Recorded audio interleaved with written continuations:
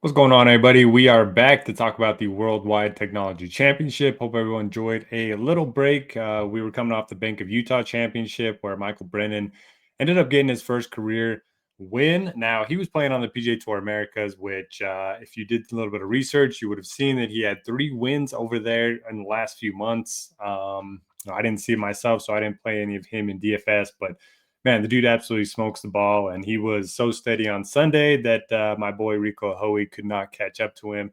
So it wasn't the best week for me. Almost hit the Hoey outright at I think it was like 28-1. But we will move on to the Worldwide Technology Championship. Now this is the third year it's going to be hosted at El Cardinal golf course. It is in Los Cabos, Mexico. Really cool course, really scenic, but it is very easy. So it's a par 72 that measures just over 7,400 yards. It is at sea level, so it'll play every bit of those 7,400 yards. But the story of the course is how wide and how big the greens are. So the fairways are like 60 yards wide on average. The field was able to hit them at a 90% clip last year. There's basically no rough on the property. So if you do miss the fairways, you're going to be either in sandy areas, rocky areas, or in penalty areas. So guys are going to be hitting a ton of fairways. But if you do miss, it's kind of luck of the draw whether you can play your next shot or not. You're going to see some guys that probably don't miss a fairway this week, which is not the case for most PGA Tour events. But that's just how this course goes. The greens here are 8,300 square feet on average. For reference, the ones at Augusta National are just over 7,000 square feet on average. So these are massive. At Pebble Beach, I think they're like 3,400 square feet. So they're, almost 2.5 times the size of Pebble Beach's greens. And they're very easy to hit. The field hit 79% of greens in regulation here last year. The fairways and the greens are both paspalum. So we don't have any putting splits on paspalum because we don't have any stroke gain data from any of the paspalum events. So I'm not looking at any putting splits this week. It is similar to Bermuda. It's like a thicker Bermuda, a little bit slower Bermuda. There's only water in play on one of the holes. So the winning scores have been 24 and 27 under par, Austin Eckroat at 24, EVR at 27. So I do think we're going to see some extremely low scores. I checked the forecast, which can be found in the PGA First Look, which is free for everyone. Also includes course history, recent form, a course preview, a lot of the stuff that I'm talking about in this video. It's free every week if you want to check that out at RotoGrinders.com. But the forecast calls for really light winds on all 4 days. So I do think we are going to see some really low scores. I'm looking at birdie or better percentage. I don't think driving distance hurts, but in terms of the, course fit, it hasn't panned out that way at this event, according to Data Golf. So I wouldn't necessarily just play bombers, but I don't think it hurts that, you have these massive fairways and everyone's going to be hitting a bunch of drivers. So it makes sense that the longer hitters would have an advantage here. But I'm not weighing it too much. I have it a little bit in the model. So I'm looking at birdie or better percentage, strokes gained off the tee, strokes gained approach, with everyone hitting these greens in regulation at a high rate, not really looking to factor in strokes gained around the green. We've seen a lot of guys that struggle with their scrambling play really well at this event. So if that's their one weakness, this is like the best week to target them. I'm thinking of guys like Victor Perez, Carson Young, many others like that. And then, yeah, bogey avoidance, don't mind looking at that, although not a lot of bogeys are going to be made this week. And when we do have these birdie fests, stroke gain putting tends to be more important than it does when you have a difficult event where it's more important to be better tee to green than it is on the greens. So yeah, let's look at the model. So I'm weighting off the tee and driving distance. If you want to play the distance angle, you certainly can. You can download this model. You can play with the weights, and then you can adjust or you can upload your own ratings into Lineup HQ, build your own lineups based on your own ratings, which I think is a lot of fun. Or if you just want to download the model, use it, and then hand build lineups, that's kind of what I do, unless I am playing MME, which I'm probably not going to do this week. Stroke gain approach at 12%, tee to green at 3%, 0% to around the green, 7% to putting, and then birdie better at 6%. I might bump this up by the end of the week. Bogey avoidance currently at 3%. Now I have course history at 3%. You could honestly just take this away. I don't think there's it's going to be very predictive year in and year out. Tends to be volatile when we have these birdie fests. And so far we only have 2 years of data, but Data Golf says this course isn't all that predictive when it comes to course history. I have stroke gain on very easy courses over the last 2 years. Got this from the rabbit hole at BetSpurt. So if you want to try that out, we do have a link so you can sign up. So guys that play the best on very easy courses: Ben Griffin, Kevin Yu, Kevin Roy, Max Grazerman, and Patrick Rogers. Guys that play the best on par 72 courses that are also driver heavy. You have Chan Kim, who's an interesting name, hasn't been playing great, but a guy that can make a lot of birdies. Bo Hostler, Justin Lauer, Max Grazerman, and Andrew Putnam. And then guys that play well on courses where everyone's hitting a lot of greens. So when the greens in regulation rate is really high and it's easy to hit greens in regulation, that's what this column is here. You have Ben Griffin once again, Mackenzie Hughes, who makes sense because he's an elite putter. So if everyone's hitting greens and he's hitting a lot of greens and he can make up a lot of strokes with his putter, that makes a lot of sense to me. Same with Max Grazerman, who finished 4th here last year, JJ Spawn, and then Jacob Bridgman.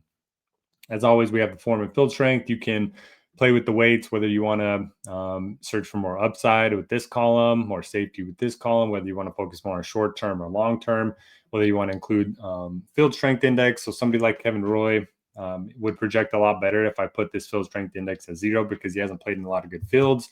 As you can see, he bumps up to 11th in the model. If I take that away, if I add it back in, he's at 19th in the model. Still a good play. But it kind of helps neutralize golfers that only play in weak fields compared to golfers who, play in a lot of good fields.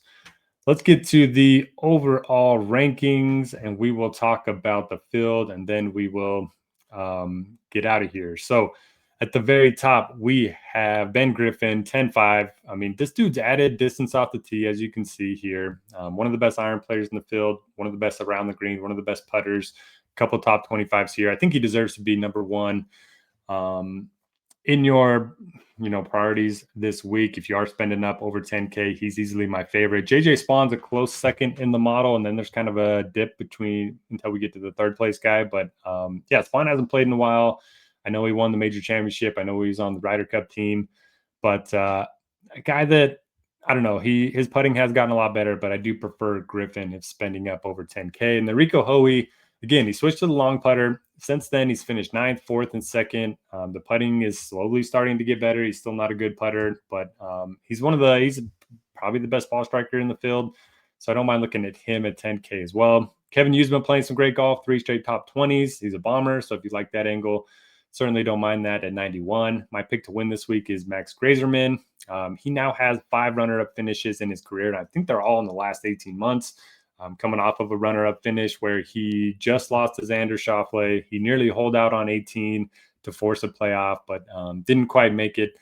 And then 4th here last year. So a guy that tee to green game looked really good the last time we saw him, and he's one of the best putters in the world, and he has good course history. Love him this week. Don't mind Thor Bjornsson if you're going with the bomber angle. Pearson Cootie's been playing really well. Wide range of potential outcomes. So the ownership is going to be key for me, but at 13%, I can certainly play him in tournaments. 3 straight top 15s for him. Thorbjorn Oleson's been playing well. 3 straight top 15s for him as well. He hasn't played this course, but again, I'm not focusing on course history much this week. Brennan coming off of the win in Utah. I don't know what I'm going to do with him. He's certainly a bomber, and he's been playing great. He now has 4 wins across the 2 different tours in the last 6 months or something. Keith Mitchell, I don't know, coming off of a T10, finally good to see him playing a little bit better, but a guy that it's hard to get him right. The model always likes him. I always play more than the field, and it rarely pays dividends for me. Love Patrick Fishburne at 7,300. He did miss the cut his last time out, but it was right on the number. He was T12 here last year. The numbers are solid across the board. He's a good birdie maker, doesn't make a lot of bogeys, so guy that I want to play at 7,300. Love Victor Perez. Once again, his only weakness is around the green, so I think he makes a lot of sense at a course where you're not going to be scrambling a lot. He's a good driver of the ball, really good iron player, and an above-average putter. I think it's a great course fit for him. No strong take on Si Woo. Doesn't really fit the bomber narrative, but he's a guy that is just positive in all 4 of the strokes gained metrics. And the thing with him is I like him for safety, and I like him on courses where driving accuracy is more important. So I probably won't have a lot of Si Woo. I do like Matty Schmid. Coming in, 3 of his last 4 cuts made the cut here in 2023. And like many of the guys that I am targeting this week, he's not very good around the green, pretty good everywhere else. I prefer him over Luke Clanton, who the tee to green numbers just haven't been as good in his last few starts. I do like Nico Echeverria, T31, T6 here the last 2 years, coming off a 9th place finish.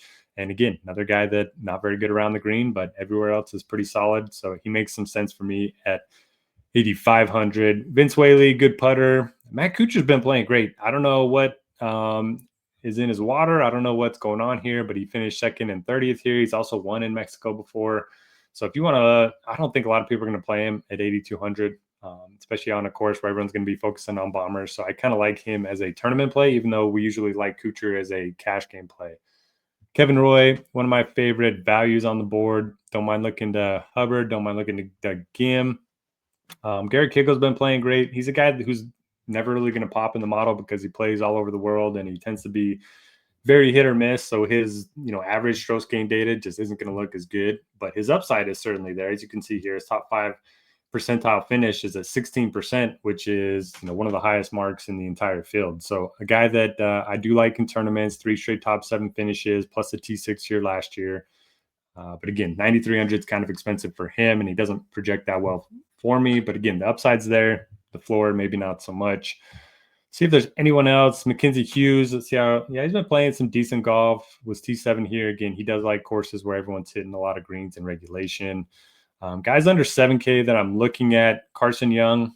Again, just around the greens is only issue. A couple top 10s at this event. Did let me down a little bit at the Bank of Utah Championship, but I don't mind going back to him at low ownership. I also like Thomas Rosenmuller at 60. I think he's 6,800. He's the guy with some good finishes, a couple top 30s recently. I think he makes some sense. Was T18 was 18th in the stat model for the week. So that will do it for this week's event. We want to wish everyone the best of luck. Thank you for joining me for these videos. As always, hit that thumbs up button on the way out. We'll catch you back here next week.